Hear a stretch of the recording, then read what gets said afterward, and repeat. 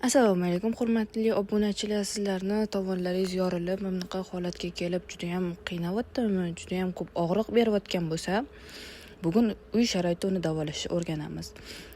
Ya'ni birinchi bo'lib iloji bo'lsa pedikyurga boringlar, ya'ni smart pedikyurga boringlar. Hozir mana videoda ko'rib turganingizdek, smart pedikyurda tovoninglar mana bunaqa holatga kelib qolgan bo'lsa ham, buni mana bunaqa apparatda tozalab tayyorlab beradi. Biz uni tovonlarimizni davolashdan oldin mana bunaqa o'lib qolgan qattiq teridan qutulishimiz kerak. Pedikyur bu ishni oson yo'qotishi bitta yo'li. Ya'ni davolashdan oldin mana o'lik terilarni olib tashlash kerak. Agar bu o'lik terilarni olib tashlamasdan davolasangiz, uni foydasi bo'lmaydi. Mana ko'rib turganingizdek, smart pedikyurga даже mana kichkina yoriqlarga ham kirib tozalanadi.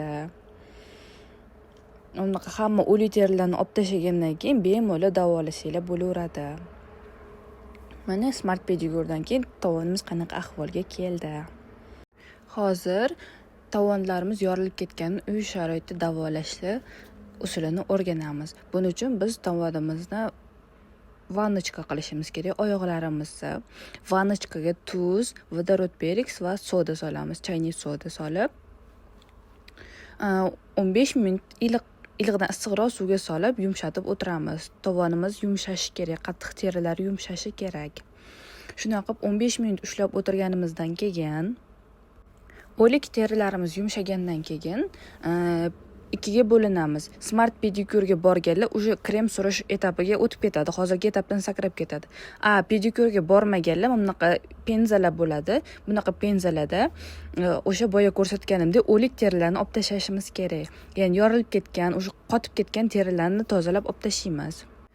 Buni eng asosiysi faqat o'lik terini tozalashimiz kerak. O'zimizni hali hayot bo'lgan, hali живой terimizga tegib ketmasligimiz kerak. Faqat qattiq joyinigina olamiz, oyog'imiz yumshoq qismiga o'tmaymiz. Bu penza bilan tozalash qismini smart pedikyurga borganlar qilmaydi.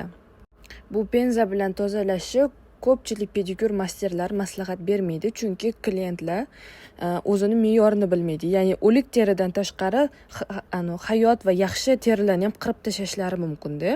Agar qirib tashlasangiz, bu teri yorilishi yana ham kuchayib ketishi mumkin. Shuning uchun me'yorida faqat o'lik terinigina ust qisminigina tozalaymiz. Hayot живой teriga o'tib ketmaymiz. Keyingi etapimiz bu o'sha o'lik terilardan tozalangan vannada yumshatilgan terilarimizni, oyoqlarimizni krem surish, ya'ni namlantirish. Bunda kremlarimiz har xil bo'lishi mumkin. Ya'ni oddiy detskiy kremlar bo'ladi, juda jирный, yog'li kremlarcha. O'shanaqa krem ishlatishimiz mumkin. Yoki Vishnevskiy degan kremlar, mazlar ishlatishimiz mumkin, yoki maxsus tovon yorilishi uchun mo'ljallangan kremlar bor.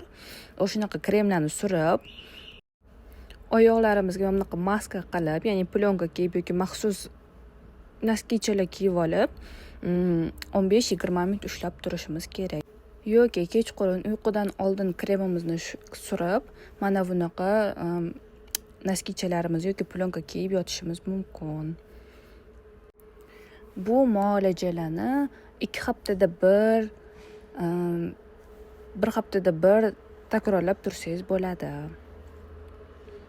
Video foydali bo'lgan bo'lsa, like bosing, kommentariy yozing. Siz ham o'zingiz qo'llaydigan usul bilan kommentariyada boshqalar bilan bo'lishsangiz bo'ladi. Ya'ni sizga qaysi usul ko'proq yordam bersa, o'zingizning usulingizni boshqalarga maslahat bersangiz bo'ladi. Hammaga rahmat, kanalga obuna bo'lish esingizdan chiqmasin.